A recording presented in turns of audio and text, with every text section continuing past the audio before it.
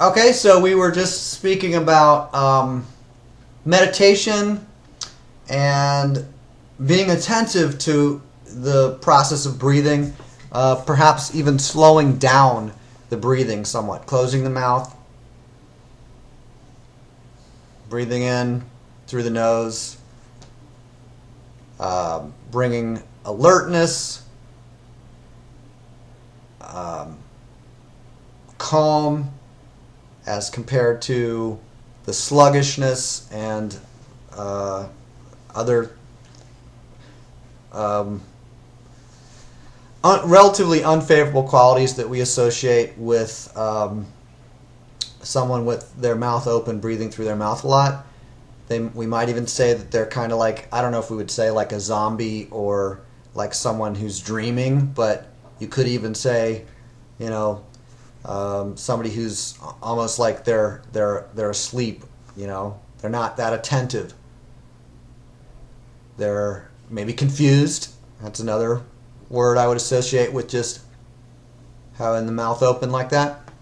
So, closing the mouth, slowing down the breathing, those are all classic kinds of meditative practices.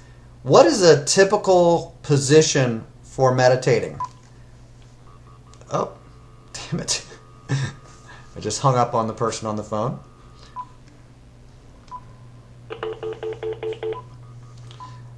So we'll consider what's a typical position for meditating.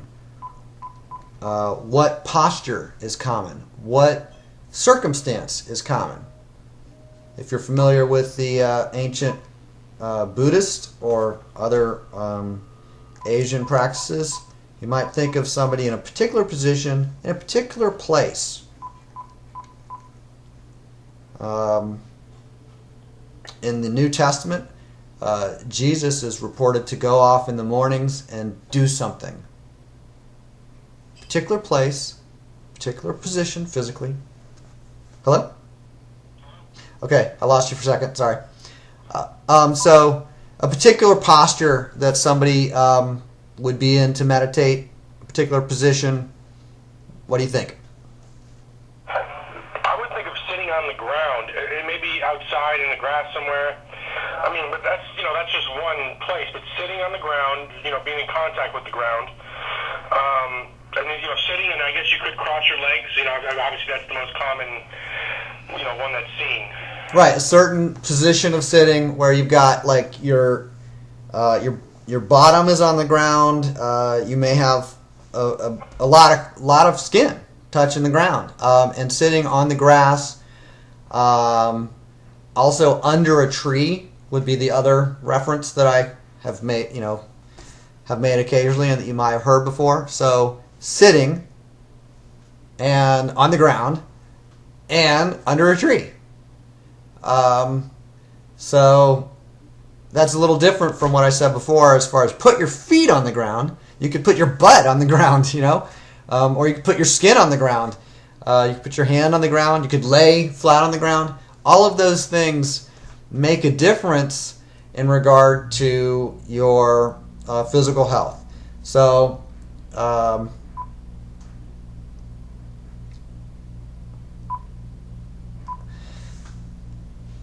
basically, the Earth has a slight electromagnetic charge, and so does a healthy human body.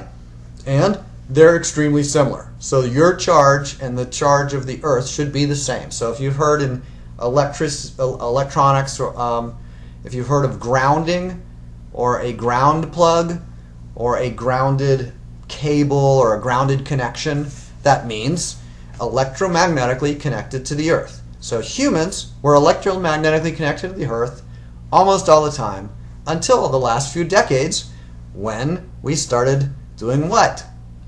Wearing shoes with rubber insulated soles, meaning we are no longer electromagnetically connected to the Earth.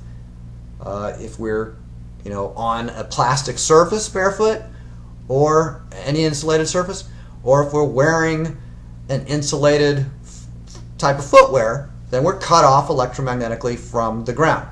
As a quick aside, in high-tech industries, it's commonly practiced that people will have anti-static grounding straps connected to their wrist, connected to their feet, so that they don't damage the chips and other electronic material that they're interacting with, because their bodies can accumulate a little static electromagnetic charge, and they can touch some electronic device and actually damage the equipment. So back to my just basic list of things. This gets into standing with your feet on the ground. It's really not necessarily important that it be your feet, but that's just super convenient. And in terms of ancient practice, typically people have their feet on the ground. Not shoes on flooring. I mean your feet on the ground like the earth. It could be the beach, could be the first few feet of, or first few inches of ocean water or lake or something like that. It's really more about your skin, any part of your skin. To submerge your whole body in the ocean will give you a lot more access to the electromagnetic charge of the earth than just, bare feet, bottom of your feet touching the ground. But why? Or even like Lake Erie, or like even a lake, would that also have more benefit than the ground, or about the same? It's just surface area of the skin generally. So as long as the lake has the normal electromagnetic charge of the earth, then the more surface area of skin you have in contact with moisture, the better. When you're actually touching like grass or the earth, like dirt, you will get electricity more or less in proportion to the amount of water that's in that earth. So moist earth is going to be much more electromagnetically conductive. Does that answer your question? Yes, thank you. So why is it important to have your feet on the ground, or to be electromagnetically connected to the earth? It has a calming effect. Okay, it has a calming effect. Do you know why? Because your the level, I don't know the terminology, but your electromagnetic level, I don't know. I don't know. Why don't you tell me?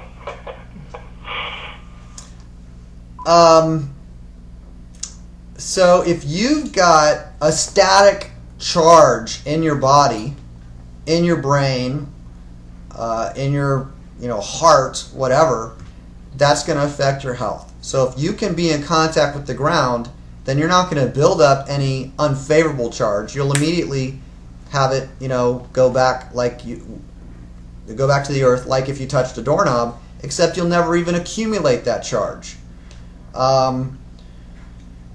So that's like a kind of a simple answer, but the reality is that most people are way too low in electrons in modern times. So if you benefit from antioxidants, that's because you get an electron from the antioxidant. So anybody who's benefiting from antioxidants, that's a absolute slam dunk, clear, for certain sign that you're deficient in electrons relative to protons, meaning you're electromagnetically, you're not negative enough in your charge. Your microvoltage or your voltage is not as negative as it should be, meaning not as many electrons relative to protons. These details aren't particularly important necessarily, but if you, I think the next segment that I have in mind as far as point of discussion, now I don't get it. I get into this in the reduce and stop thing, but as it relates to inflammation and acidity and being frazzled mentally, contacting the ground helps people sleep, helps people think, helps people be calm, helps people have more moderate hormonal fluctuations. And if you were struck by lightning, it would be important. It would be more important than probably what you ate that day. So breathing's quite important, but even more important than breathing is sometimes electromagnetic charge. So a power surge from a high voltage or a regular power electrical cable, those can be quite damaging to human health. And a lightning bolt, of course, can kill people or animals, etc.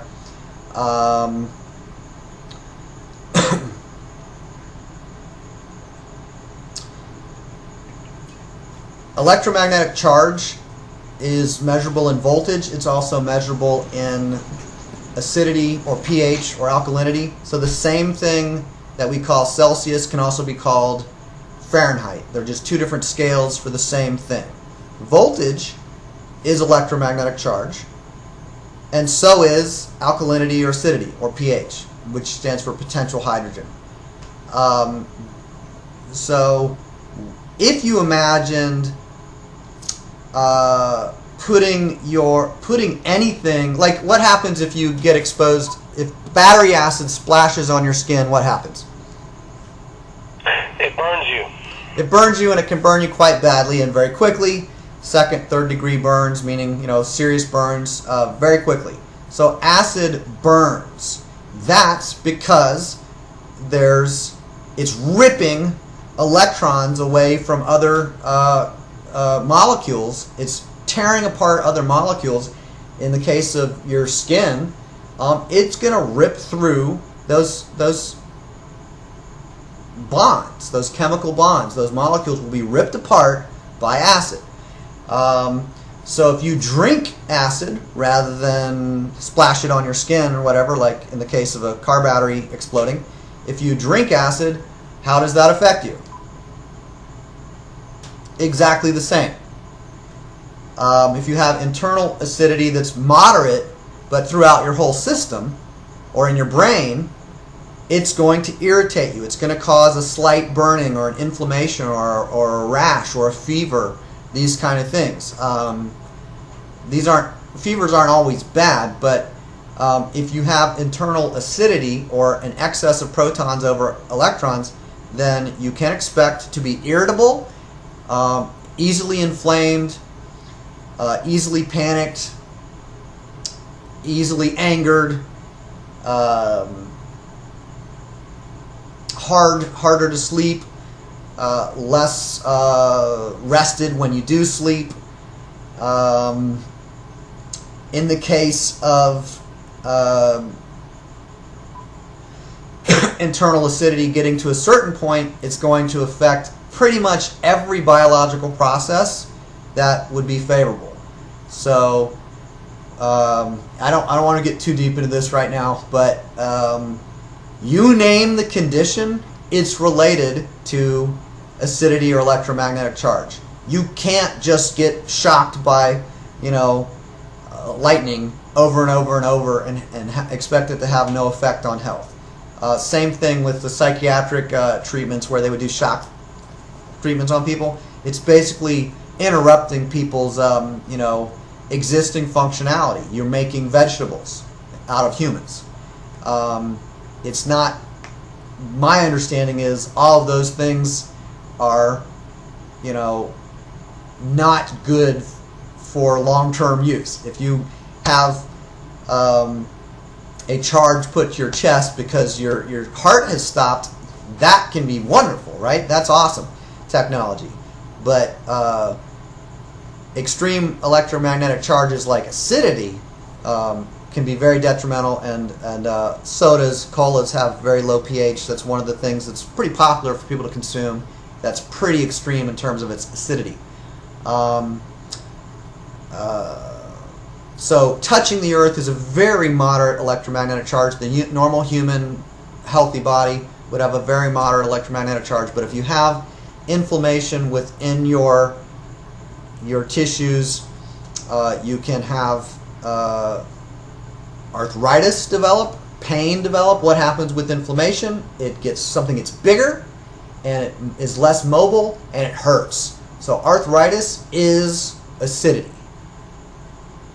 or more protons than electrons. So if you discharge all that static buildup that ionization that takes place in that particular area,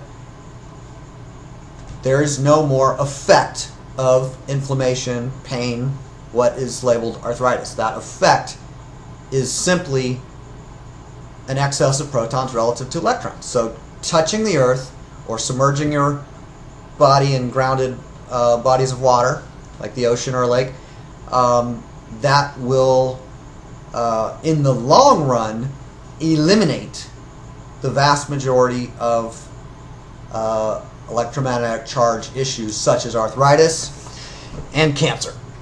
And there's a long list, but without attempting to get really technical, the vast majority of modern ailments, if it's gotten really popular in the last 200 years or in the last 40 years, putting your feet on the ground could be tremendously beneficial for it. Any questions? I would just like specifically ask about rosacea. Is that also, from that, you think? Because it doesn't ever hurt me or never is itchy. It's not really that bad, but it happens to be like in the middle of my face. You know what I mean? I have flare-ups and stuff like that. Is that related in any way to that, what you're talking about? I believe it is. Rosacea would be like your nose and your cheek. The capillaries get really red. So I think that that's an irritation of the capillaries. It's not, considered healthy to have constant redness of that extent, right? If they occasionally get flushed cheeks, that's healthy. But to have a very frequent, redness like that, you could try it. I could say that. What I do know is my wife's blood pressure dropped from, unfavorably high blood pressure to normal, healthy blood pressure simply by grounding. The blood cells stack and clot when they're not charged, and when you add that one electron to a blood cell, then they have a slight charge. And when you have a bunch of blood cells with a slight charge, then instead of clumping and clotting,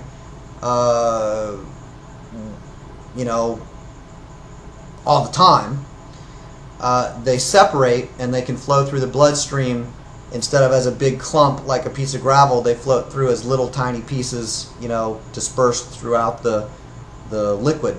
So it flows much more smoothly. It doesn't take as much pressure. The actual pressure is the heart trying to compensate for the fact that you're trying to push gravel accumulations of clotted, coagulated blood through the bloodstream. Obviously, when they're coagulated together like that, they're also not able to get nourishment to the cells or to remove toxins from the cells. So it's the list of issues that are addressed simply by putting your feet on the ground is big, and I haven't specifically researched rosacea. I do know that Steven Sinatra is the name of a medical doctor who's a cardiac surgeon, and he's kind of the biggest advocate in the United States of grounding that I'm aware of, grounding for health. So, his books and his videos might have some reference to rosacea, but I don't know specifically. That's all I know. You should add a product to that $50 product that you're talking about. You should add like a already set up grounding wire that you can put into your outlet and ground. You know what I mean? You could sell that too. People might be interested in that, something like that. I know where you can get them. I'm sitting on one right now. Yeah. Right. You already. Yeah. Okay. Well, anyway, we can talk about that later. Go ahead. Yeah. For the video, I'm just going to pick up what I'm sitting on and show people. But I will sit up. I will use wires just plugged into the big fat round plug of a wallet or a surge protector or a power strip. So this just goes right in that. There's the two prongs, the flat prongs that would be right here, and then the circular plug right there. So this just goes right in the circular plug, and this little wire connects to this pad right here. And I actually got this yesterday, but I've been using just actual copper wires that I get. This was probably a $50 or $60 product. I get a copper wire for $1 from Home Depot, like 4 feet of wire, 14 gauge, uninsulated copper wire, just naked, no plastic around it. So that's what I use most of the time. I don't happen to have any right in this room right this minute, but that's what I sleep on all the time, as Daniel knows. So the simplest way to do it is put your feet on the ground. You don't need to get a wire. You don't need to go to Home Depot. You don't need to spend $50. But yeah, if you live in a third-story building or any of those other things, you have no yard, or it's 115. The high temperature today is 113 where I live in Arizona, and if for any reason you'd rather use the the electrical circuits in your dwelling or building, they're perfectly useful for passing electrons. I'm going to move on. I've got other videos and other content on that, but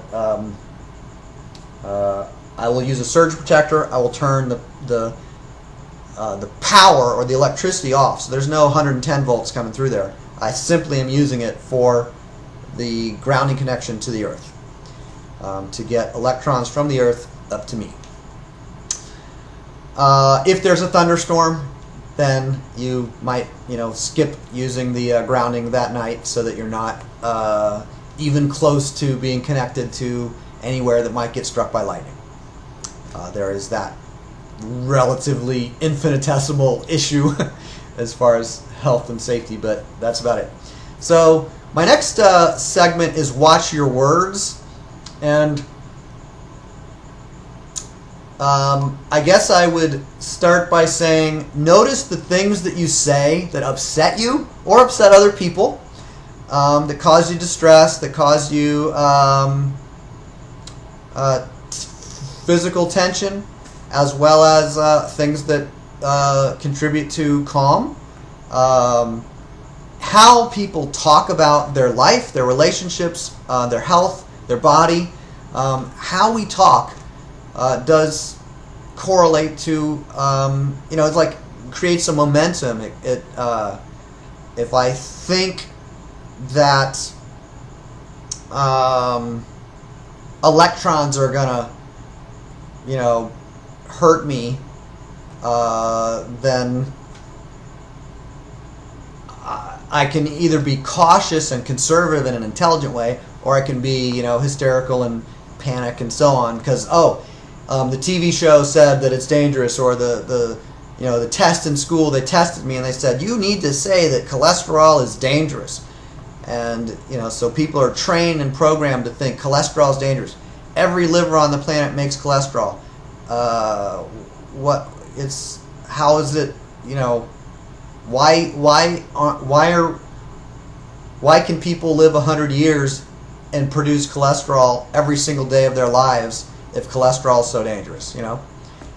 It's not just something that we get from eating. It's something that a lot of animals synthesize in their livers. They make this stuff. And they make it into estrogen, testosterone, vitamin D, bile. All these important substances that we manufacture are made out of cholesterol. And the comments that people make. Oh, here's another one that I like as far as watch your words. My hypertension is causing my blood pressure to be high, or my arthritis is causing my joints to be inflamed. Those are not scientific uses of language. So if we're attentive to our language, we'll notice that arthritis doesn't cause joint inflammation. Arthritis is a label for joint inflammation. Hypertension doesn't cause high blood pressure. Hypertension is a label for high blood pressure. So watch your words can have, very specific or very broad applications. Do you have any comment, Daniel?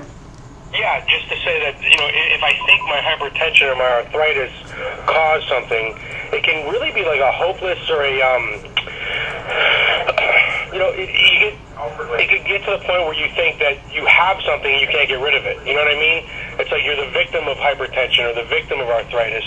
Instead of viewing it from a perspective that I can get rid of these labels by, worrying about my health, doing different things, If you think that you have something like arthritis or hypertension, then I think that to people, that might send them a message that, well, they can't get rid of it. You know what I'm saying? Yes. So if I think of hypertension as an effect that I have produced, or arthritis as an effect that I have produced, certain behaviors, certain actions, certain inactions, they produced an effect. The effect could be cancer, could be arthritis, could be asthma. Those are effects. Those aren't demons that possess people. Those aren't living entities that spread throughout the body. Those are effects. So we could say they're unfavorable effects and all those things. They're effects to be cautious about, to be concerned about, but they're not demons. And they're not causes. They're effects. So be a skeptic, I have here. I've already commented on that a little bit as it relates to diagnostic labels. And also the repeated presumptions promoted through schools and through mainstream media, like, you know, your arthritis is causing you joint pain, so you need to take blah blah blah medication to relieve your pain. It won't relieve the arthritis. It won't stop producing the effect of inflammation and pain, but it will inhibit your ability to feel the pain. And that's perfectly valid if somebody wants to have pain relief and inhibit the sensation of pain. Fine. Anesthetics work in some cases. Ice, you know, all sorts of ways can work to inhibit the sensation of pain. But when people say arthritis causes joint inflammation, be a skeptic and respect language and respect the presumptions that are being used as people construct sentences and as you speak and as you read. I invite you to be really attentive and skeptical and curious even about how language produces results in your body. So notice when I read such a sequence of words or I see a TV ad, does my breathing, you know, do I start sweating? Does it make me scared? Is it, you know, the TV news or a horror movie or an action adventure movie? If it's designed to make me scared and have adrenaline and cortisol and all that stuff, is that something I want, or is that something I would, you know, rather not do after 8 p.m. at night? You know, kind of like we know not to. Most people who drink coffee know that drinking a lot of caffeine at a certain hour is going to affect their ability to go to sleep or stay asleep. You know, if it's going to produce super alertness, then it's going to make it harder to go to sleep, maybe, to drink coffee. Well, if you watch a horror movie, is that potentially going to give you nightmares or make it harder to fall asleep? Sure, that's possible. If you watch a TV commercial that says, you know, is your hypertension causing you, you know, a premature death? If it is, then blah blah blah. You know, these kind of paranoia, hysteria promoting messages can be things that we find disturbing or distressing. That can cause dis-ease. If you're kind of in a transition where you're still getting upset and triggered by those kind of advertisements, then you might want to, you know, mute them, change the channel, turn off the TV, whatever.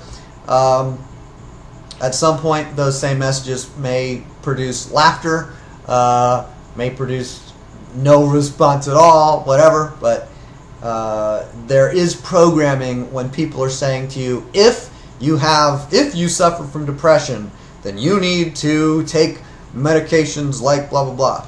Well, if your energy levels are low, then you might need to put your feet on the ground.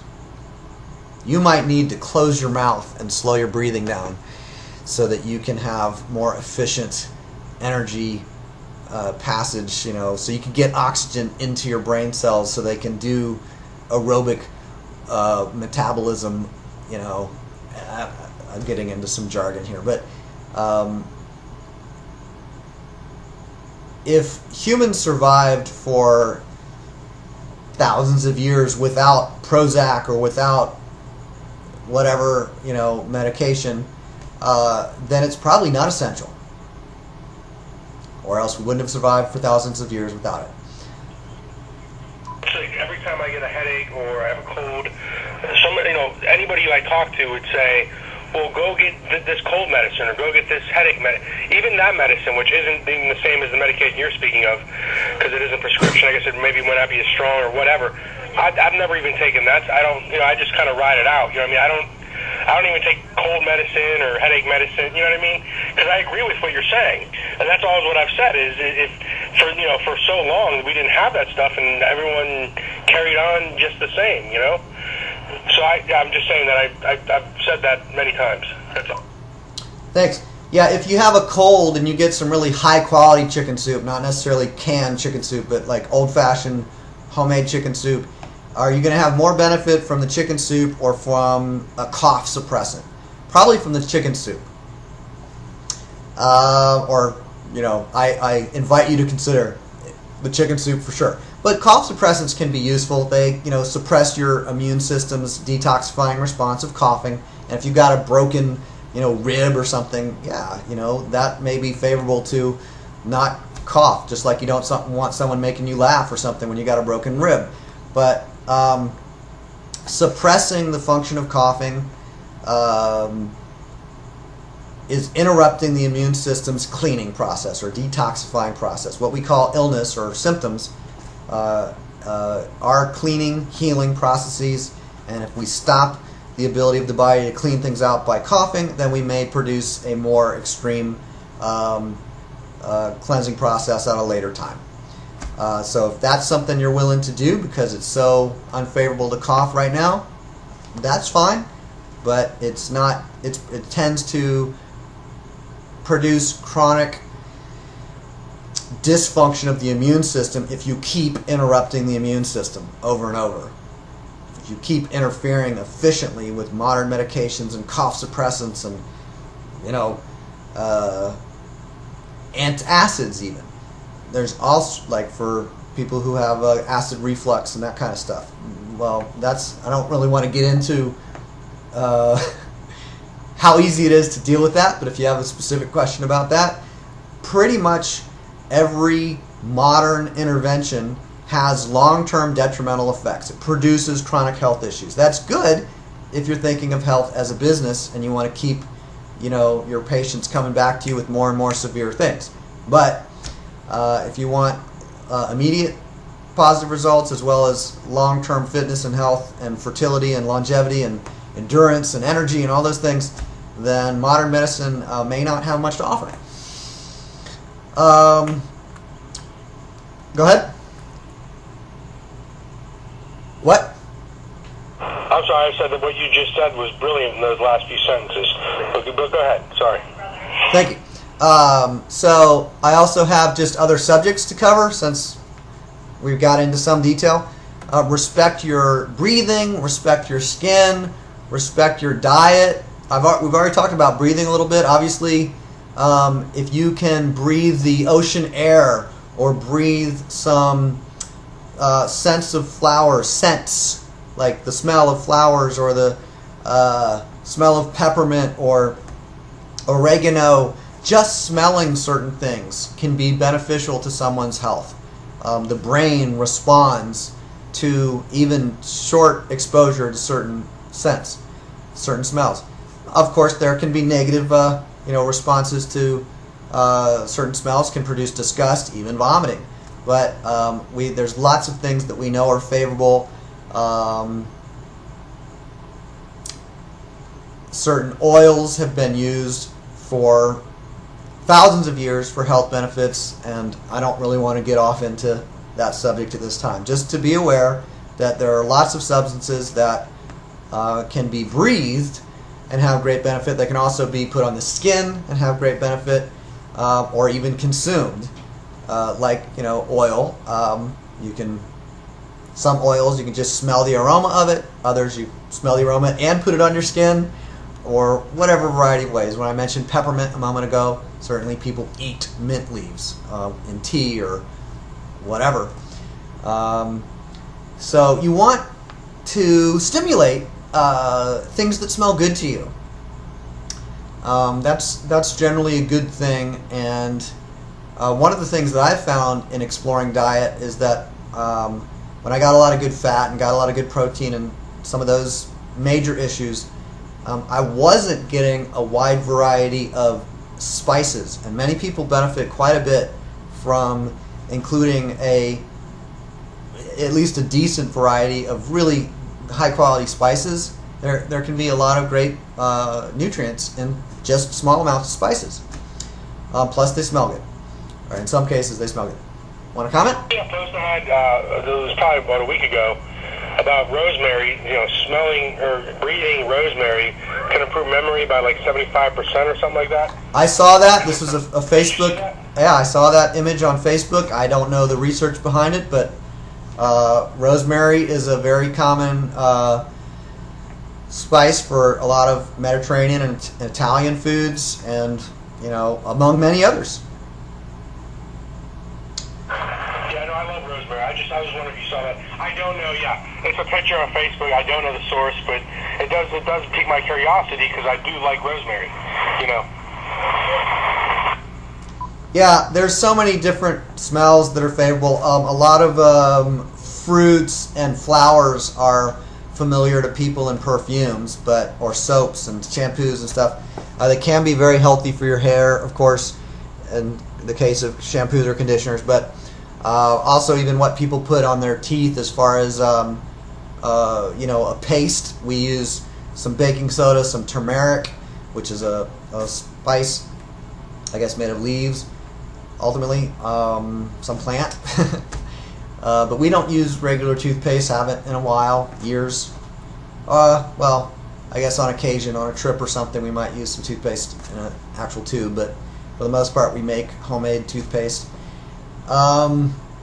So respect your breathing, respect your skin, respect your diet. I think, honestly, what I said earlier about diet, I'm satisfied with that. You asked about hearts earlier, eating hearts. I'm like, trying to be concise here, so I don't have a lot to say about diet.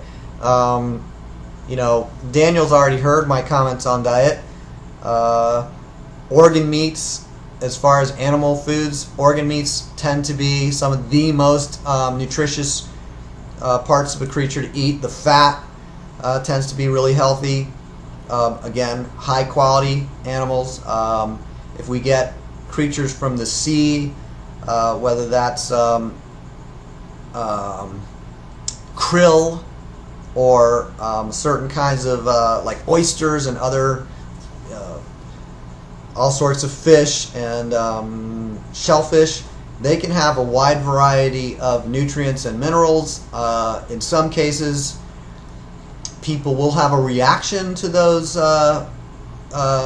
foods because it will kickstart their immune system, and they'll have such a sudden healing response that they'll have a rash or something. So they're detoxifying existing toxins. In many cases, they're eliminating existing toxins. It's not that the shellfish is toxic itself.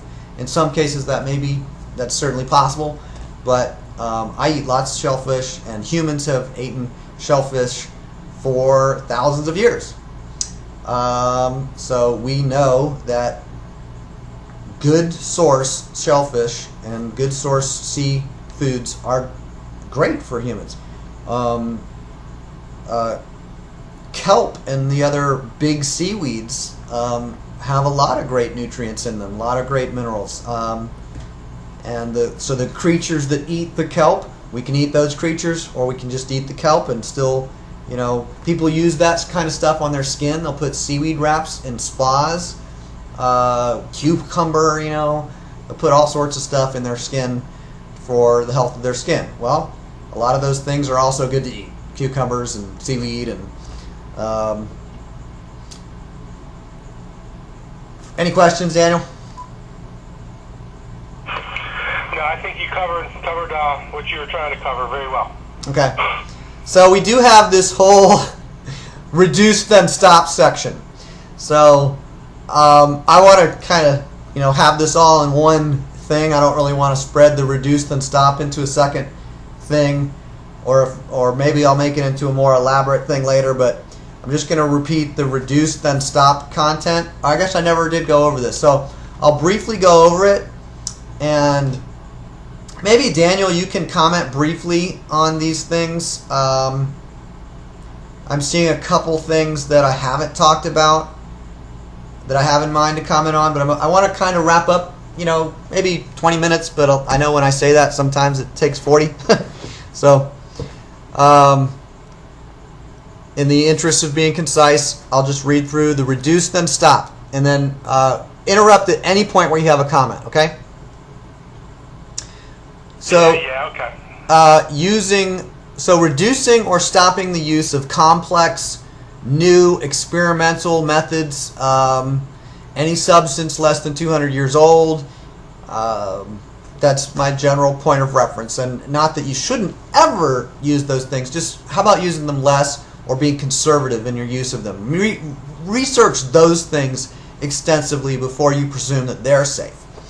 So, my first comment, and before I even get into the detail of it, is to expect other people to have skepticism of anything that's unfamiliar to them. So people are, most people are programmed very, effectively and consistently by mainstream schools and mainstream media to have certain paranoias and hysterias about health. And so if you, and also, to have high carbohydrate, high grain diets and all those kind of things, and pasteurized dairy and all that stuff. So it's common, it's familiar. So if you do something unfamiliar that's got thousands of years of history, but 90% of the people that you know have never heard of it, well then it's reasonable to expect skepticism from other people, even criticism. Just expect some amount of it, and you don't have to respond to people's skepticism or criticism. Just be aware that it's likely that if you share with other people unusual things that you're doing, that some will be skeptical about at least some of what you're doing. They may even have, paranoia and hysteria and terror. Like, well, if you don't use vaccines, then that means that I'm going to catch cancer from you. Now, as far as I know, cancer is not contagious, but because cancer is just the result of, your interior tissues having too many protons relative to the electrons, meaning that you're too acidic, and you have that internal inflammation, and the cells don't work, and your body doesn't even have enough capacity to remove those damaged cells, so they accumulate into clumps, and tumors form. But that's not a contagious thing. You can't catch that. One part of your body doesn't catch it from another either. All of that is just unscientific. So there are things that are contagious, but most people aren't looking at how do I improve my immune system and how do I improve my fitness and my health, so that if I do get exposed to something that's been on the planet for thousands or millions of years, if it's been here a long time and I get exposed to it, there's no issue. So most people aren't thinking from that perspective. They're thinking, I need sterility, meaning they want the conditions that make it impossible for reproduction to happen, whether that's reproduction of bacteria or reproduction of humans.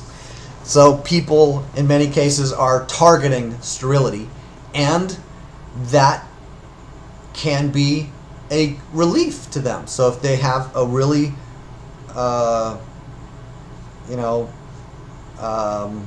compromised health, then sterility is appropriate for them.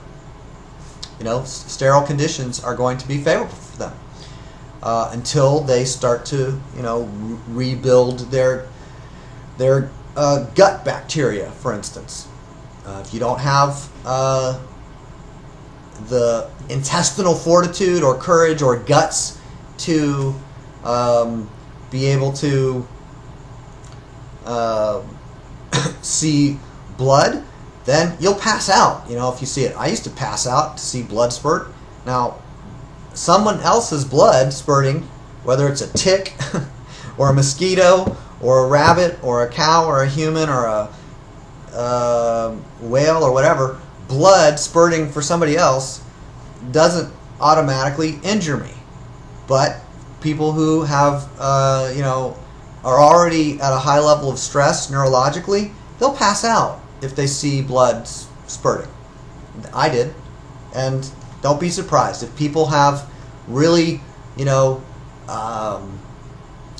very sensitive and very tender about certain issues. For instance, vegans, they may not want to be around someone eating meat. They may not want to smell meat. Those are precautions and considerations that it's fine. You can respect their sensitivities.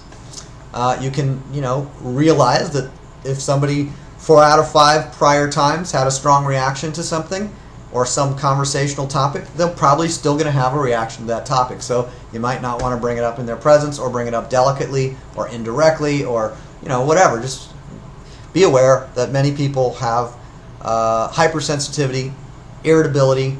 In the case of vegetarians and vegans, a lot of times they're eating a lot of grains, and they have a lot of omega-6 fatty acids, so their brains are really inflamed or their neurological systems are really inflamed, so they're really irritable.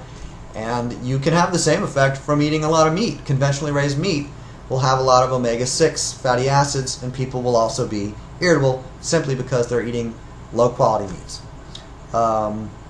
In too large amounts, too, because if you have really nutritious food sources, you don't need as much to get way more nutrients. So expect criticism, accept skepticism, expect paranoia. We're not going to stop schools from promoting blind conformity in multiple choice tests for third graders. That's what schools do, is they teach conventions and then they reward students for repeating the conventions back to the teacher on the true or false item or the multiple choice test. That's how schools work. So if you want to change the curriculum of the school so that schools promote health instead of promoting hysteria, that's good luck to you. It's worked on occasion. Anyway, but schools are going to promote conformity. Big institutions are going to promote conformity. TV advertisements are going to promote profitable, conversations, meaning they're going to promote conversations to the public that profit the advertiser or the hospital or the healthcare system. So respect symptoms, the activity of the immune system, respect them. Fevers, coughing. I'm just going to say respect them. Notice them, respect them if you want to study them. And why is it that humans and other creatures cough? How can coughing be beneficial? Study that. I would say that's going to get you more value than studying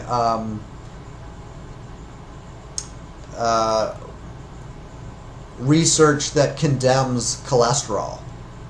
Cholesterol, if you want to research it, fine, but it's just, you've got to have this kind of weird mindset to think cholesterol's dangerous. Nobody thinks that unless they've been programmed over and over to presume that it's dangerous. So what's the difference, JR, between an awakened rebel and an awakened leader? I think you're kind of building up to that, but basically to say that, just to see that schools and media runs the way it does, that's great, but to try to change, how they do things or how people respond to it is pretty silly. You might be an awakened rebel at that point or a dreamy idealist, but you're certainly not, it's not a mature view of looking at it to try to change what is, instead of just trying to, change, how you view it, and also maybe your loved ones around you or whoever. You can certainly be someone that people can, you can change some people slowly as you go on, but you're not going to change the system. And that's what you've been talking about, right? Basically. So my priority currently would be my results, my practices that produce certain results, and then my clarity, my network of people. I like to have support around me of people who aren't critical of using health promotion methods that have been effective for thousands of years, that aren't so inclined to paranoia and hysteria and mainstream presumptions. And mainstream demon worship is what I call it, which I'll explain in, I guess, a little more in a moment. But the idea that hypertension is a demon that possesses somebody, and then like being afraid of hypertension instead of being interested in blood pressure and healthy circulation. So to change a system is a valid endeavor if people want to invest their time and money and so on in changing a school system's curriculum or changing a nation's curriculum. In the case of Sweden, there have been some reforms in favor of health, away from the low-fat, high-carb hysteria toward high-fat, low-carb health, well-established ancient methods of promoting health and avoiding obesity. Obesity rates rocketed in the last few decades because of people avoiding fat and having so many low-quality carbs and grains. So there, you can research that to,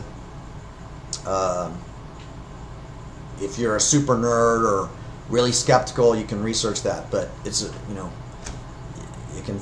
I would take 2 minutes to verify that. If you're at all, skeptical of it, I would not take 2 years. It's well established that obesity rates rocketed in the last few decades, for instance. There's no controversy of science. There's only controversies about science.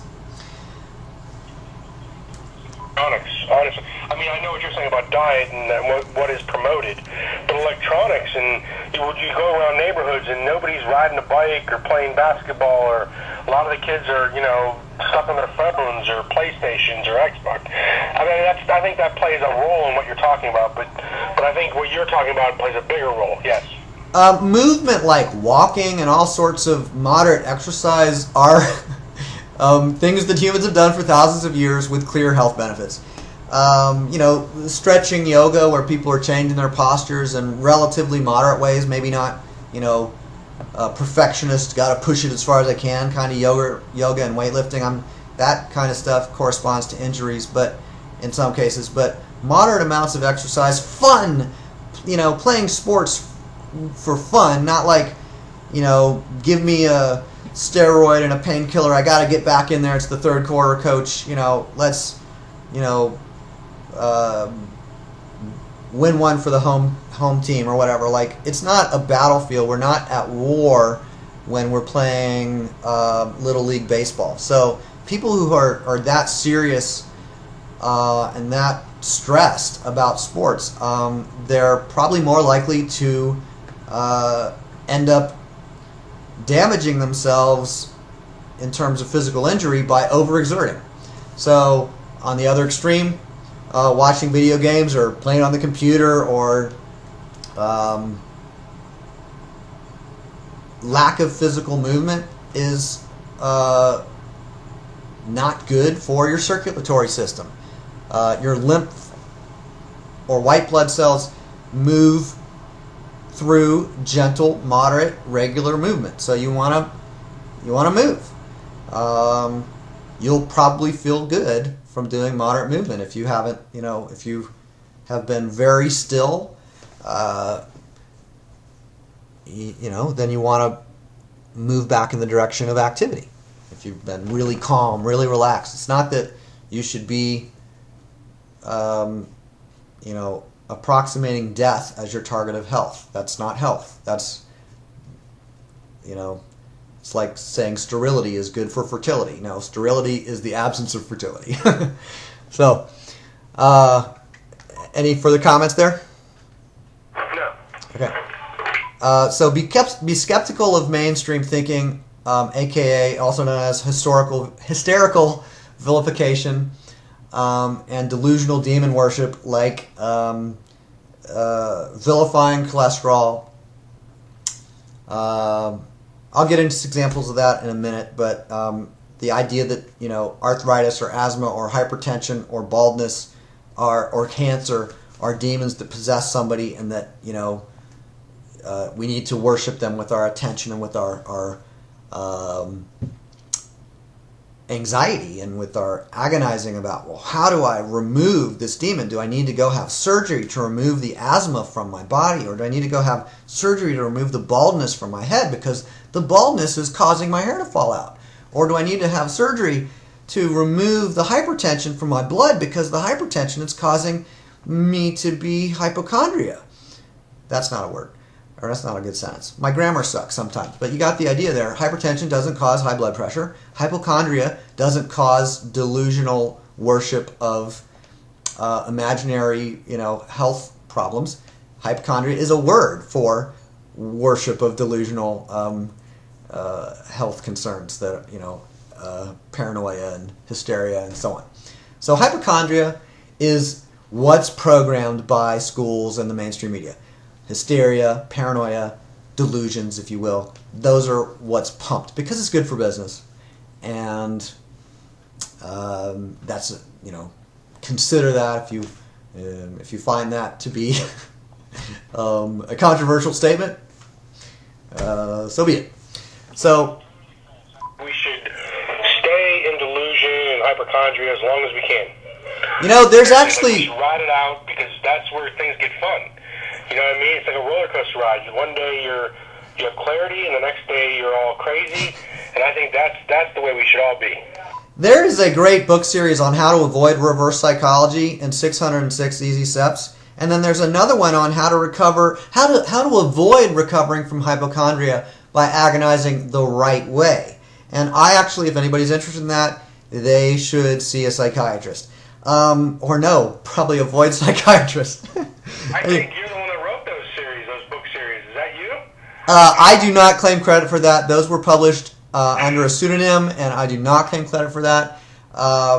You might want to, you know, see if you can have your sense of humor stimulated by maybe, you know, have you ever had a pill that's like, you know, they took the sense of humor from a cow and then they like ground it up and put it into a little tablet, and then you can take them and then you'll have a sense of humor after you swallow them, and, you know, your life will be better. So, anyway, aside from our irony and our sarcasm, sense of humor is something that a lot of people aren't, you know, they're not having fun, they're not making jokes, they're scared, they're upset, they're worried, they're angry, they're vilifying, they're concerned that, you know,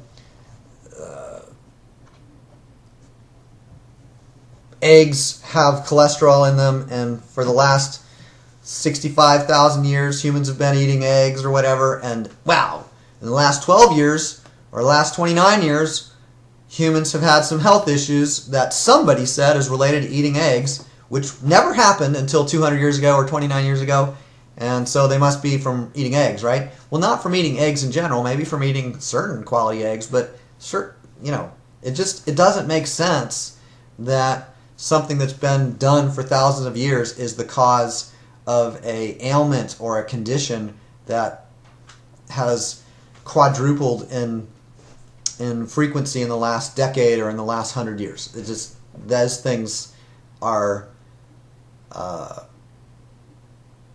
things that if we calm down, close your mouth, slow your breathing down, put your feet on the ground, think about it, watch your words, listen to the logic that people are using and the presumptions that they're using, you'll find pretty quickly that a lot of these mainstream mindsets are not especially effective. When people use a term like incurable, what does that mean, Daniel? The punchline, actually, but not to most people. It is something that spurs their paranoia, their fear. Okay. It's a very powerful emotional word. Right. So when someone sincerely says hypertension is incurable or scurvy is incurable, what do they mean when they say incurable? Like what are they actually communicating? Well, I mean, incurable would mean that it can't be cured, but I mean, it's more important that the people they're saying that to stay on the payroll or stay on the, as a customer, I guess, at that point. Okay, so if I sincerely believe that scurvy, which is just another word for the effects of vitamin C deficiency, if I sincerely believe that scurvy is incurable or contagious or whatever, and I say that to someone in a mode of paranoia and anxiety and hysteria and delusion and all that demon worship, because, oh, you're going to get possessed by scurvy and then I'm going to catch it from you and blah, blah, blah. Or it's genetic because my, 3 generations back, my family who didn't eat any citrus fruit, they had it, so I'm going to catch it from my genes. No, you don't catch scurvy from your genes. That's all delusional hysteria and paranoia. But if somebody says scurvy is incurable or anything's incurable, what do they mean when they say sincerely that thing is incurable? What are they actually signaling or indicating about their comprehension of biology and biochemistry? It's resignation. Based on what they think they know about something, they've resigned themselves to the fact that I'm going to have scurvy or hypertension or arthritis, and there's nothing I can do about it. So it's resignation. Okay. That word. Is that what you mean? You are accurate that they're indicating resignation and cynicism, but the word I was looking for was they're communicating their lack of comprehension of physiology, of science, of biochemistry. So if they don't know how to produce a certain effect, then they might say that effect is incurable because I don't know how to produce it or remove it. So if a physician who's we would presume that their job is to know how to help people's health. That's what we presume. If they say a certain thing is incurable, what they're actually saying is, I'm representing that I don't know how to cure it. So it doesn't mean someone else doesn't know how to cure it. It doesn't mean the latest research from that other institution or, someone else down the street doesn't have expertise in that field. But they're saying, I don't have enough expertise in that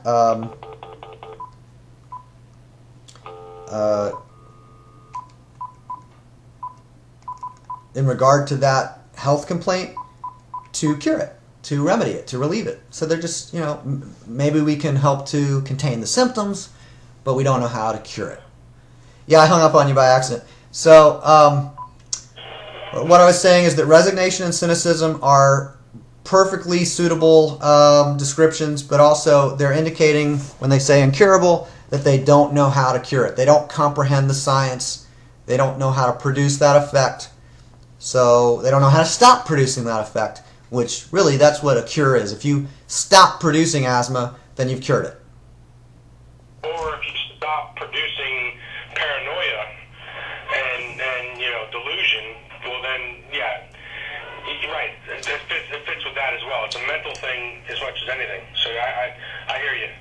So I like to think of medicine and life as a behavioral or functional kind of from a behavioral or functional context. So agonizing is a thing that I can do. It's not something that happens to me. I can be trained and programmed to agonize, but it's a verb. It's something I do. I can do it with other people. I can do it by myself. I can notice it. I can stop doing it. If I agonize, it produces agony. If I stop agonizing, no agony. Asthma, if I hyperventilate and panic and I reduce my carbon dioxide levels and have that experience of distress, that's how to produce asthma or an asthma attack or a panic attack. It can be it can be reproduced over whether you take 10 seconds or 10 minutes to do it or 10 years or 10 months to do it. It's easy to produce asthma. And anybody who understands how to produce it also knows how to stop producing it. It's a behavioral result, or it's a result of behavior. So diet, exercise, breathing, closing our mouth, putting our feet on the ground, these are all behaviors. So if we balance our electromagnetic charge, our alkalinity and acidity, through grounding, through touching the earth, then does healing get promoted? Does the clumps of tumor get, removed, decreasing in size? Instead of growing and being called malignant, they're now disappeared and never come back. It's not that cancer is in remission. It's that there's no such thing as a living cancer entity, as a demon that possesses people. So once we understand medical terminology and the demonic possession model of diagnostic labels, then we're not worried about diagnostic labels. You can't put the label on a jar that says this jar contains hypertension and have the pressure of the jar change because you put a label on it. The blood pressure or the liquid pressure in the jar doesn't change from applying the word hypertension on a label to the jar. Hypertension is just a label for an effect or for a condition, for a status. So, paranoia about food, not required, but conservatism, skepticism, cool. Any comments before I move on? No, but I think that we really could apply that to how we approach or relate to anything, not just food, but skepticism and conservatism. I mean, that could be healthy, but when it reaches a level of paranoia or dissent or condemnation, then that might actually be unhealthy. It might be the opposite effect. Right. I hear what you're saying. Go ahead. The reactive momentum of condemnation and then counter-condemnation and antagonism and arguing and all that kind of stuff, perfectionist reform movement, and then that idealist perfectionist reform movement fights against those people that think, well, here's what we need to do. I just don't get into all that very much, or at all. And I'm just interested in how can I promote health, how can I learn more about science, how can I find people that are calm and powerful and intelligent and mature, people who claim competence in science. Those are the people I want to hire if I need a specialist. Do I go to a auto mechanic who says, I do not know how to fix that? Or do I go to a mechanic who says, well, I fix that very often. I have a lot of expertise in that. I've seen that kind of thing.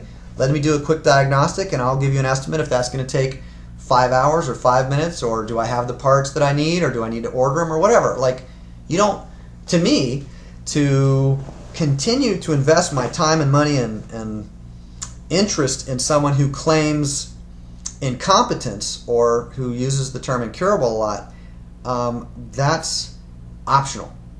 That is not ideal. And as Daniel was commenting about applying this kind of skepticism and conservatism and logic to all other areas of life, that's more why I made this video, was not to necessarily inform any particular person, because I'm not going to necessarily benefit from your health results. But if you found this interesting and you are intrigued by this way of thinking, then when we apply these same kind of ways of thinking to relationships or finances or time management, whatever it may be, I'd like to talk to you about those things, because I can make money off of those without a license, in some cases at least. In regard to, curing something, I don't cure demons. I don't even interact with demons. So what I reject, and I invite you to reject, is the demonic possession theory of symptoms, meaning that symptoms are demons that possess organisms, like humans or your pet dog or whatever. So earlier I mentioned that burns are effects that are reliably produced. If you touch, put your hand into a flame, it can damage the tissue of your skin, right?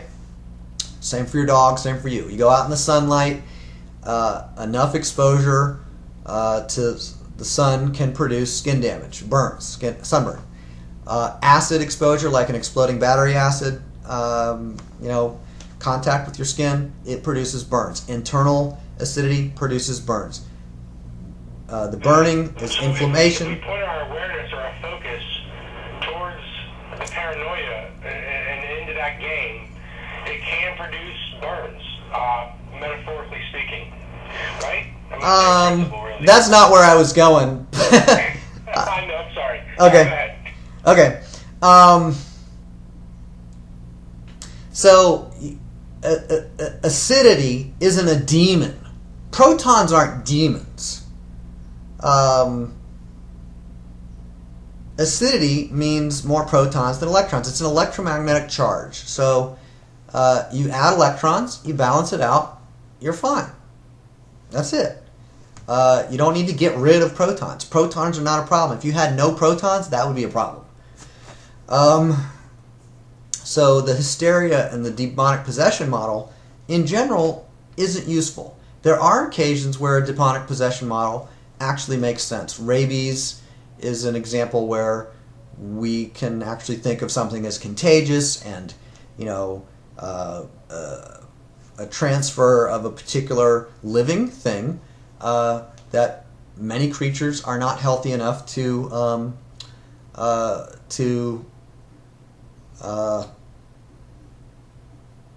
remain healthy if they're exposed to certain things. That's fine. So there's not that I completely reject the demonic possession theory, but symptoms aren't demons. Hypertension is a symptom. It's not a demon. It doesn't possess people. It doesn't possess your blood vessels. It doesn't possess your body.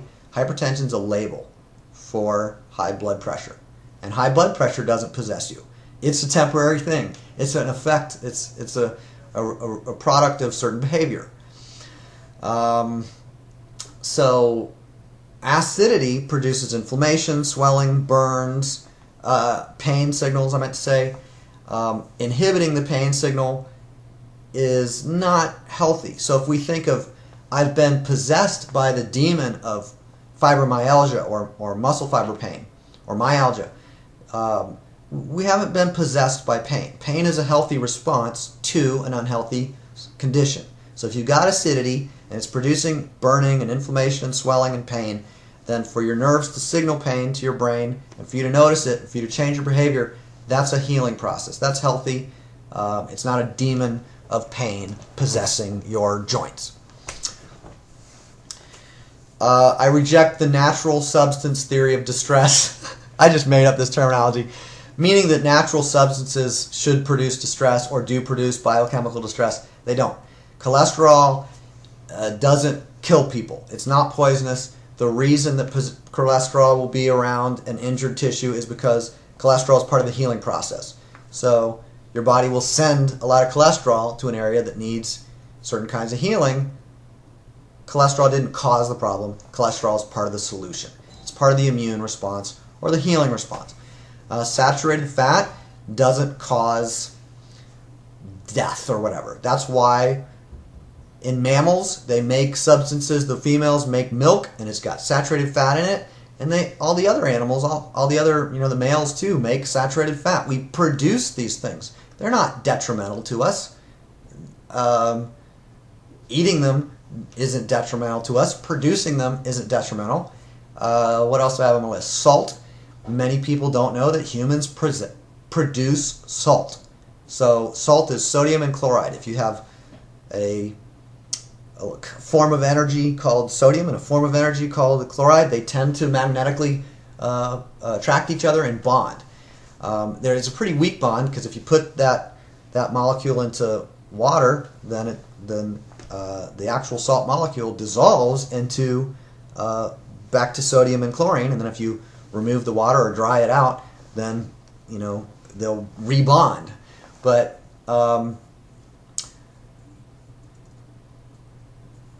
the human body produces salt within it. It's a normal part of the digestive process. The human pancreas and all other creatures' pancreas produces baking soda. And you take stomach acid and baking soda, that's an acid and an alkaline substance, the baking soda, you mix them together, and salt and water are the two products of mixing baking soda and hydrochloric acid from the stomach. You make salt. You make water. It is a compound that is produced in your small intestine. Does blood cause death? Generally speaking, blood is a healthy thing to have flowing through your body. You make it, you use it, it's been used for thousands of years, millions of years, other creatures have it, it's not a problem. Milk, not a problem. Raw milk, unpasteurized milk, still not a problem. From a healthy mother, mammals drink milk. Yeah, especially infants, but the point is, it doesn't, when a woman produces milk in her breasts, does it kill her? How many women have you known that died from producing milk in their breasts? That was a question. Any? Zero that I've ever heard of. Yeah. I'm not aware of anyone dying from drowning in their own breast milk, or their mammary glands attacked their lungs, or their milk caused asthma attack or something. That's not how it works. Every mammal produces milk. Generally speaking, it's not a problem. So this natural substance theory of crisis and distress and paranoia, I reject it. Ice, it doesn't. It's if you put ice on your skin, or if you have a little bit of ice that you drink or whatever, humans have been exposed to that for a long time. That's not going to kill you. Water, not going to kill you. There's better and worse kinds of water. There's polluted water. But simply, regular water, fresh water, good water, even just distilled water, these are generally good things. In the case of distilled water, you might want to add some electrolytes and other minerals, if you know what I'm talking about. Add some Himalayan sea salt or something like that. You can add some minerals to make it so that it's not just water. You need water in your body, in your interior of your cells. So does every other creature. We are evolved from ocean water. We are little, liquid crystal. Your skin is this soft. It's not solid. It's like a liquid crystal kind of plasma matrix. Meaning a crystal, because liquid crystals are matrices. Anyway, so I don't know how accurate it is to call skin plasma, but where these bundles or bags of plasma, we got blood plasma, we got all this intracellular fluid, all these different kinds of plasma, and we're basically walking bags of ocean water, glorified and intelligent. I'm a really attractive and smart bag of ocean water myself, but I don't know.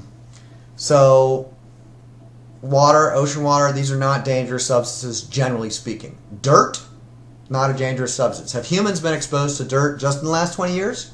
No, it's been around for a while. Most, lots of kinds of dirt, bacteria, germs, viruses, parasites, all sorts of things, they've been around. So if a human's health is really compromised, then maybe you do want to be considerate of caution as it relates to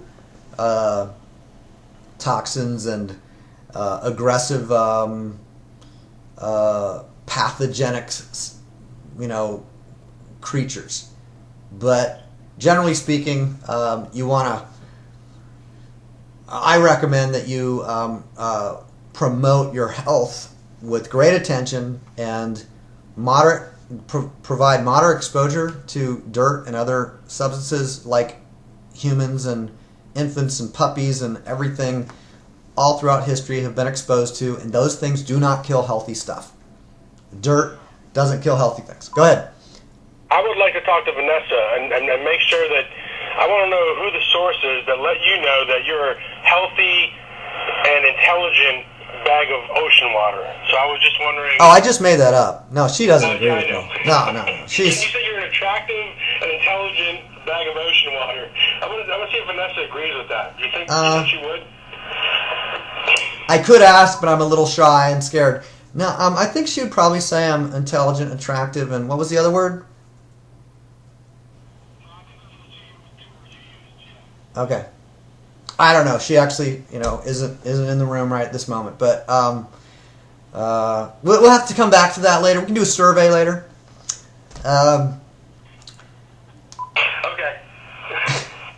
So the germ theory of disease, generally, I think of it as erroneous, imprecise.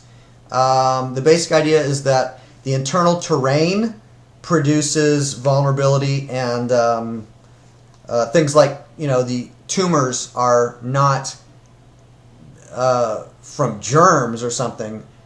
Even viruses that are associated with cancer, those viruses only survive in acidic environments where they're coming to clean up deteriorating, dying tissues. So the viruses are, breaking apart things that are already not functioning. They're the cleanup crew. They're not the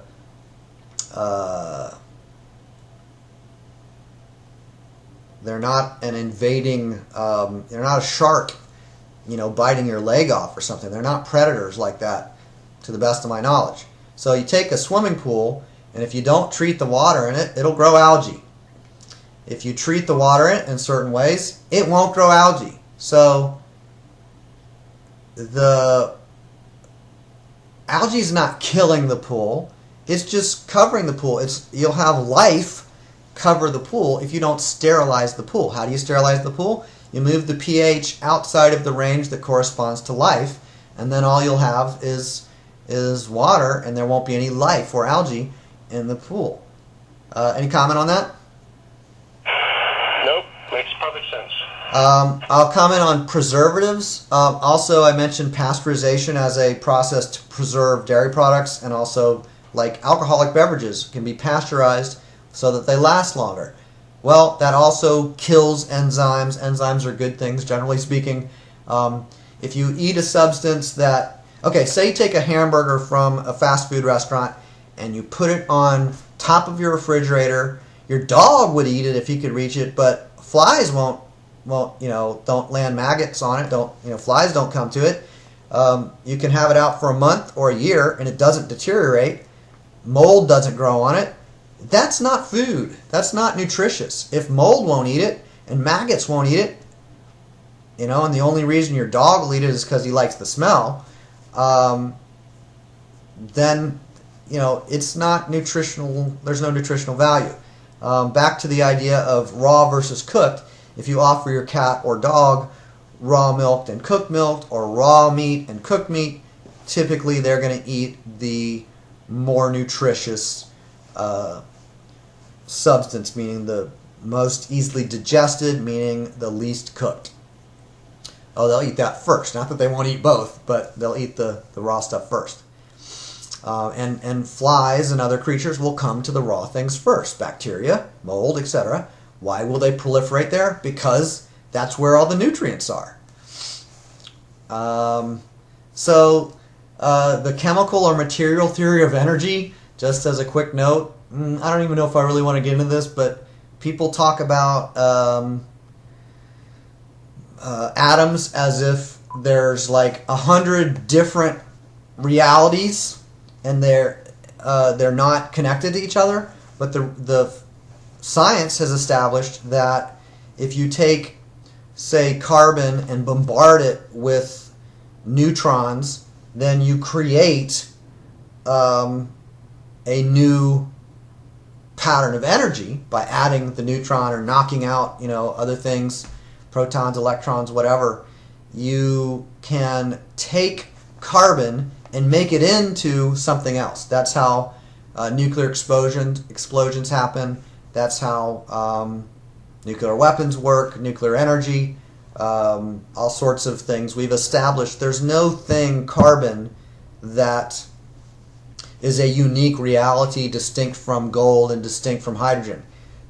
Carbon, hydrogen, and gold are different accumulations of stable forms of energy. The material or chemical foundation of modern Western mainstream science is simply false. There's not good support for it. You've got patterns of energy that are stable called electrons, and patterns of energy that are stable called protons and neutrons. You mix them together in various forms. You have stable forms of these things. They're called atoms, until you throw a neutron in there with so much, or a neutron gets added to the equation with so much force that the carbon becomes something else. And I'm going to look it up because I forget what is the next thing. Carbon nuclear reaction. I'm typing into Google right now because I want to tell us what I don't remember. It's not showing up here. Carbon-14. Let me see. Looks like I'm not going to be able to get that. But the uranium is the source of flying neutrons. The nuclear radiation from something like uranium or plutonium and stuff. They make nitrogen. Yeah, so carbon with hydrogen bombarded into the carbon. Instead of having carbon and hydrogen, you don't have a C bonding with an H. You now have nitrogen. So it's a different compound of subatomic energy patterns. So the idea that matter is fundamental it's a useful idea, it's a useful approximation, it's just imprecise. You could even say false. I'm not sure why that's really important, other than like people who have this biochemistry foundation and they're into Western medicine, they don't know quantum physics, they don't know physiology, they don't know health, they know profitable interventions that don't work very well. And that's what I knew when that was the best, or when that's what I was familiar with. That's what I was familiar with. Would I argue about these things or get upset if somebody said, "Oh no, all you have to do to carbon's not a material, foundation of reality. Carbon's just a label that we put on a certain pattern of energy, and you add another pattern of energy called hydrogen and throw them together in there, and you can make nitrogen." Or you can change the interaction of these compounds of energy, and you'll have a new stable thing that's neither of those other things, and it's called nitrogen. It's not because nitrogen's a different reality, it's just a label for a different pattern of energy. So people tend to think of matter as fundamental. I think of matter as a stable form of energy. So if you burn carbohydrates, such as a candle wick, a little string on a candle, that's fibers of carbohydrate. If you burn that, what you're doing is you're converting a stable form of energy to a radiant form of energy, heat, sound, light, and so on. This isn't necessarily especially important in regard to health, which is why I kind of throw it here in at the end, but the ways that people talk about science and what works, in many cases, is filled with presumptions that happen to be imprecise. The idea of the world being flat, or the planets revolving around the Earth, those were popular ideas, they just were never accurate. So popularity is not a measure of accuracy, and I reject the material theory of energy. I reject the chemical theory of physics. Chemistry is a subcategory of physics. It's a special case of physics. Chemistry isn't a foundation. Matter isn't a foundation. Energy is a foundation. Any comments or questions?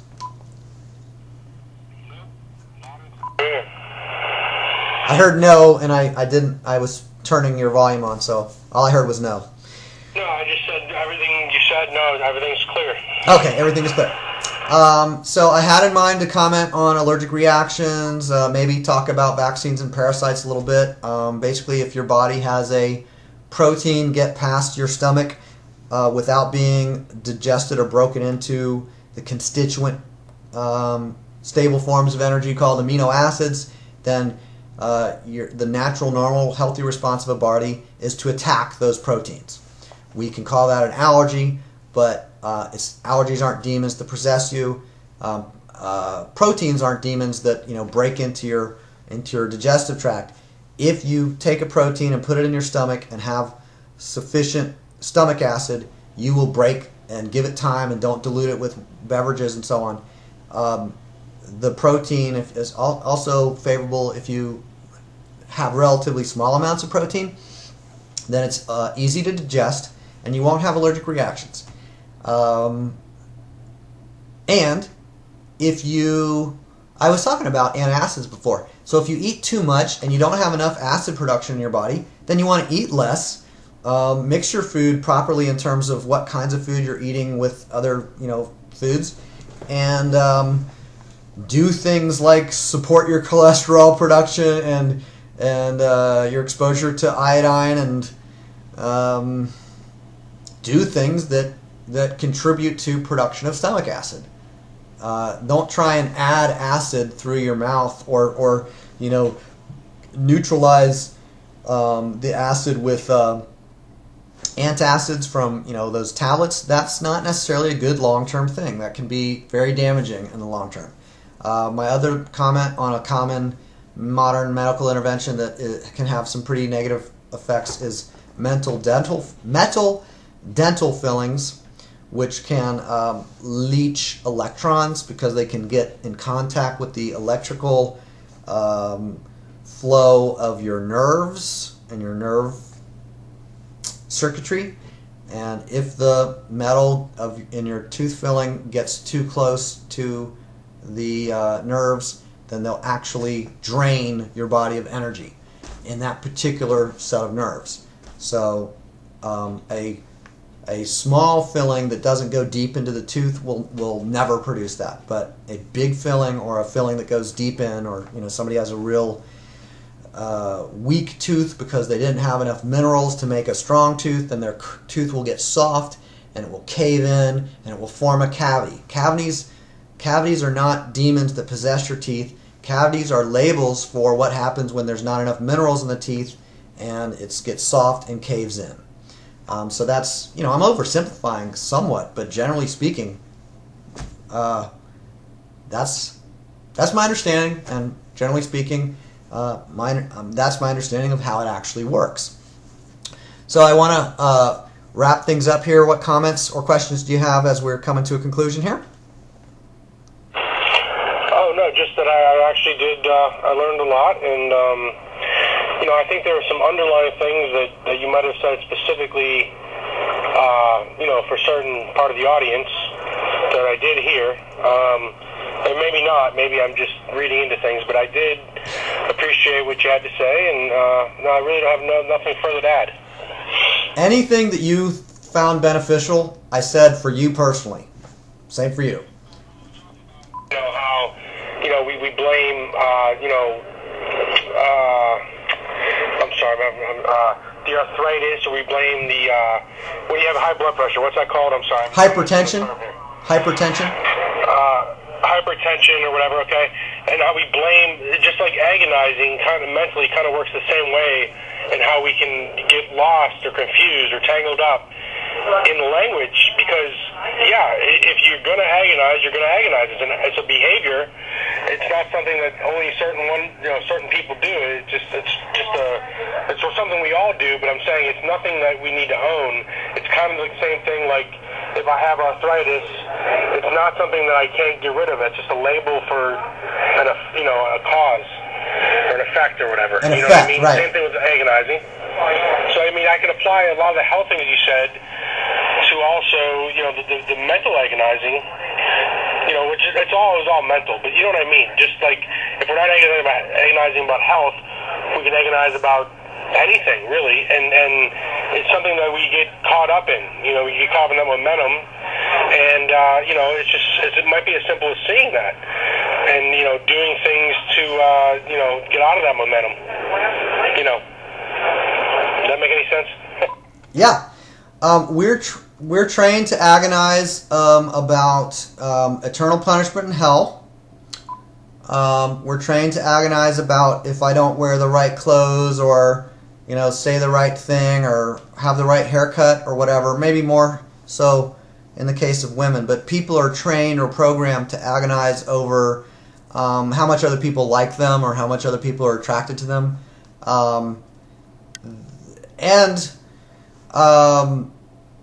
To be concerned with those things and to value those things is totally fine. If you want to wear makeup, okay. If you want to style your hair nicely, you get a complex haircut and some colors and I don't know what. use hairspray and make it go in 20 directions and curlers. All right, I mean, like, they put crowns on and they put little feathers in your hair or whatever, decorations. Any of that stuff is fine. Earrings, right? All those things, wonderful. But should I agonize over whether or not to get an earring, or whether, if I'm agonizing over whether to get a haircut, that's not a great sign. So what do I recommend for people who experience momentum and agonizing, who are, experiencing distress? Look up the definition of reverse psychology. That's what I would recommend. You know that. So go ahead.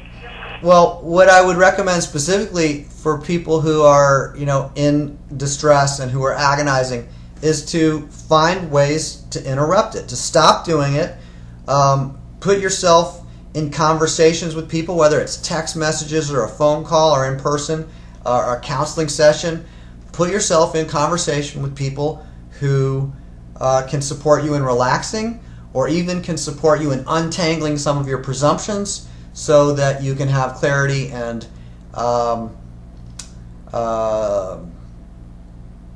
focus and relief, calm, hope. If instead of thinking I'm, possessed by 7 incurable demons and there's nothing I can do, well, how about do some research on the internet, talk to someone who has a good attitude or has personal experience with an issue. If you talk to 10 people who've recovered from incurable whatever, then you're going to have a different perspective on whether or not it's appropriate to call it incurable once you've talked to 10 people who've recovered from it. I invite people to contact me for brief or consultations, or brief interactions or consultations programs to review how we use language as it relates to health or anything else. And that's why I made this whole sequence, is not just to be informative and beneficial to people and so you would share it and have benefit for yourself, but really, frankly, if you have a benefit,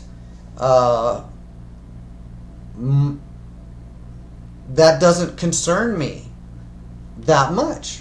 What concerns me more is if you got a benefit and you think something like, I'm interested in what this person would have to say about how I market my business. That's one of my businesses, or how I invest my money, or how which is another one of my businesses, or how if you want a consultation relating to health, I'm open to discussing it. But for most people, they're going to find tremendous benefit from really well-established ancient methods. And then if you have a pretty severe situation, I'll refer you to somebody who's a specialist. I'm not a specialist in health. Other than things like stress management and certain things that I can be very helpful with someone in the moment. Daniel, who's been speaking with us occasionally here, he's interacted with me across nearly a year, I would say, maybe more than a year. It's been more than a year. Yeah, a year and a half. So we've interacted frequently. We've talked on the phone occasionally, and Daniel and I both are experienced with agonizing. We've done it, and we can recognize it, and we know how to bring a sense of humor and to bring attention and even playfulness. So when we're joking about reverse psychology, all you have to do to stop agonizing is agonize twice as fast as you normally do. Now, to agonize twice as fast as you normally do doesn't really make sense even. It's kind of a silly thing to say. But if I say to somebody, well, agonize twice as fast as you normally are, then they actually have to deal with the fact that agonizing is a behavior, that it's something that they're doing. They can do it quickly or slowly or not at all. So thanks for your interest, and I hope you found it intriguing, and I look forward to questions and comments. Anything you want to say, Daniel? You're welcome. Okay. All right. I'm going to stop the recording.